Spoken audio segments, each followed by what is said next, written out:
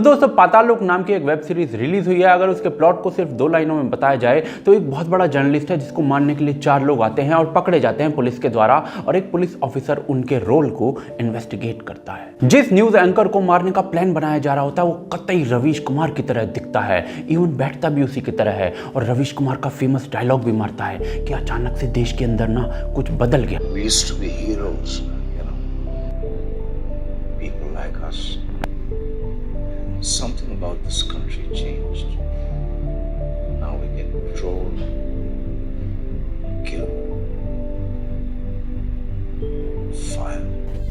हाथीराम भी यही बैट्समैन है जो इतना बड़ा केस मिलने पर मोटिवेटेड हो जाता है, उसे सॉल्व करने के लिए जी जान लगा देता है। सबसे पहले उसे ये पता लगाना है कि जो लोग संजीव मेहरा को जर्नलिस्ट को मारने आए हैं ये 4 लोग हैं कौन, ऐसा करने के पीछे कारण क्या है, किसके कहने पर वो संजीव को मारने आए थे। इन्हीं 4 हत्यारों में से एक को मुस्लिम कम्युनिटी से दिखाया गया है जो कि बाद में चोर बन जाता है। क्यों बन जाता है? क्योंकि उसके भाई को एक ट्रेन में राम भक्तों की एक भीड़ जो होती है बीफ खाने के शक में वो मार देती है।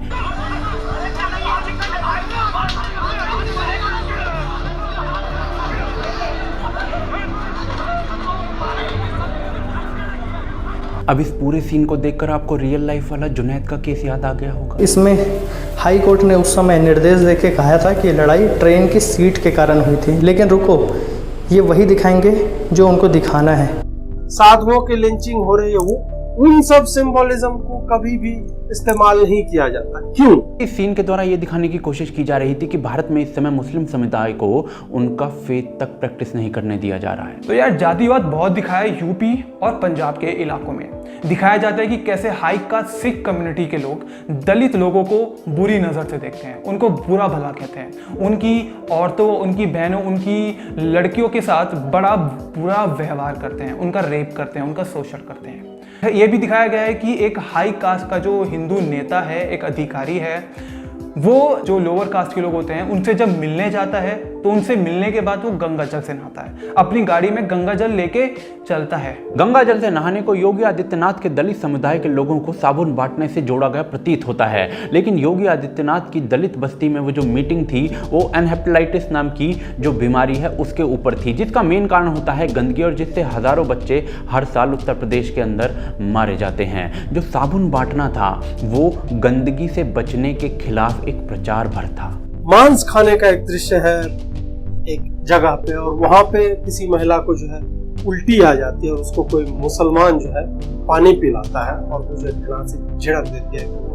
मतलब मैसेज ये जा रहा है कि हिंदू मर भी रहा है तो उसके भीतर मुसलमानों को लेकर इतनी घृणा है वो पानी नहीं पीना चाहती उसके हाथ से।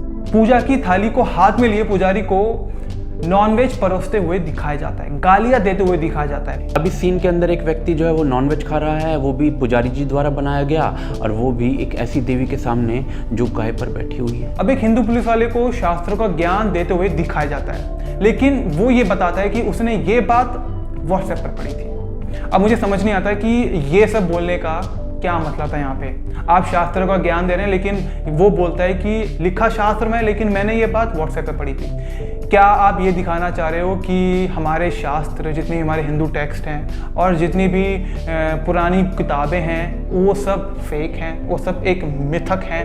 पूरे पुलिस डिपार्टमेंट के अंदर एक ही ईमानदार और पोलाइट पुलिस ऑफिसर है जो कि मुस्लिम समुदाय से है। वो पुलिस स्टेशन के अंदर यदि पूजा हो रही होती है तो उसको घूर कर देखा जाता है, उसको प्रसाद नहीं दिया जाता भगवान का। जब वो IAS की तैयारी कर रहा होता है तो उस पर टॉन्ट कसे जाते हैं कि भाई तेरा तो हो ही जाएगा क्योंकि तू एक पर्टिकुलर समुदाय से आता है, और इस ह्यूमिलिएशन के बीच में वो अपनी नौकरी कर रहा होता है। और दिखाया जाता है कि जो हमारी CBI है, सेंट्रल इंटेलिजेंस है हमारी, वो केवल काम ही क्या है उनका बस केवल छोटे मोटे मुद्दों को उठाना है, छोटे मोटे केसेस को उठाना है, और उसको हमेशा पाकिस्तान से लिंक कर देना है, ISI के साथ लिंक कर देना है कि पाकिस्तान हमेशा ये प्लानिंग करता रहता है इंडिया में टेररिस्ट अटैक करने की।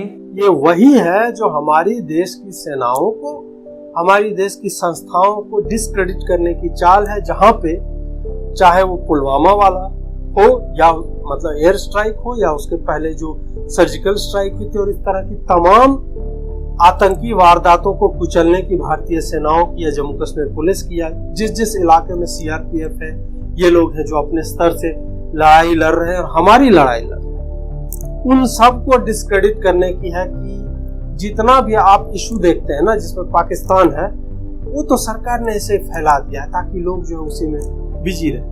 अब सबसे इंपॉर्टेंट पॉइंट, मुस्लिम समुदाय का जो पुलिस ऑफिसर होता है उससे पूछा जाता है कि भाई क्या भारत का मुसलमान जो है वो खुद को थ्रेटन महसूस कर रहा है, तो वो कहता है जी हाँ, भारत का मुसलमान खुद को सुरक्षित महसूस नहीं कर रहा है। लेकिन रियल लाइफ में भी इसी प्रकार के लिंचिंग के डेटा को दिखाकर ये कहा जाता है कि मुस्लिम समुदाय सुरक्षित नहीं है, वो भी इस प्रकार की हेडलाइंस के साथ, वो भी पूरी दुनिया में। लेकिन लिंचिंग्स का ये डेटा जो है जिस मीडिया हाउस ने बनाया था भारत के मुस्लिम समुदाय को डराने के लिए और भारत को बदनाम करने के लिए, वो इस डेटा को डिलीट कर चुके हैं 2019 के इलेक्शंस ओवर होते ही, ये कहते हुए कि डेटा जो है वो फॉल्टी है। ये सबूत है उनका ट्वीट। जब यही करना था तो सारे कैरेक्टर मुस्लिम ही रख लेते। एक ही तरह की आइडेंटिटी को क्यों अब्यूज किया गया है?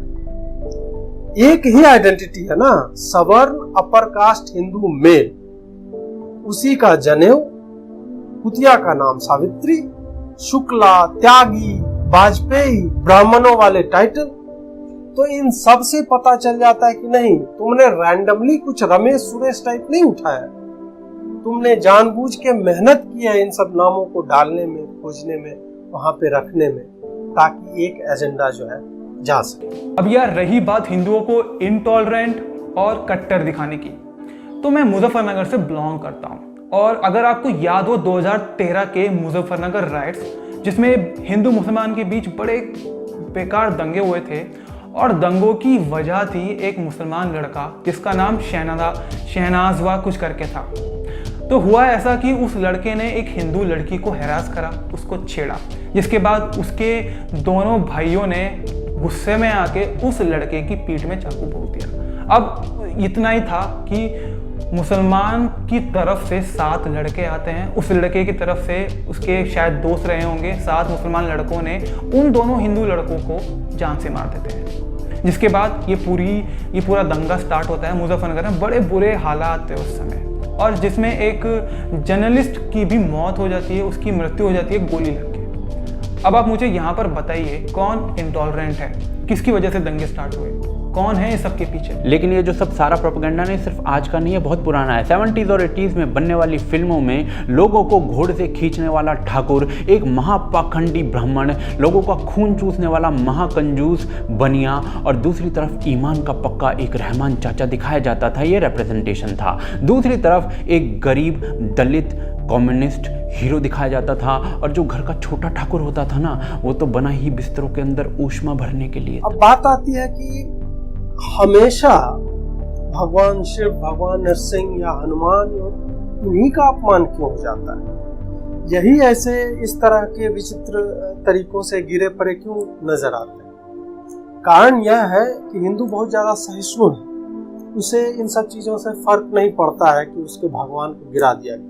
यही अगर आप सोच लीजिए, कोई भी रैंडम उठा लीजिए, आप क्रिश्चियंस के साथ ऐसा कर लीजिए, मुस्लिम्स के साथ ऐसा कर लीजिए कि उनके किसी सिंबल के बारे में आप उसके किसी सिंबल को आप गिरता हुआ दिखा दिया, आदमी भी नहीं सिंबल, और कुतिया का नाम उनके लोगों के नाम पे रखना तो आप भूल ही जाइए कि आप किसी वेब सीरीज में ऐसा दिखा देंगे और निकल जाएंगे। लेकिन एक्चुअल सिचुएशन क्या है? ना सारे हिंदू बुरे हैं, ना सारे मुसलमान। द वर्ल्ड इज़ ग्रे, और हर कम्युनिटी में विक्टिम्स हैं। लेकिन ये इस दुनिया की बात है, पर पाताल लोक में सिर्फ एक ही कम्युनिटी को बुरा दिखाया गया। क्या आप इस शो को देखने वाले हैं या नहीं? कमेंट करिए इस बारे में।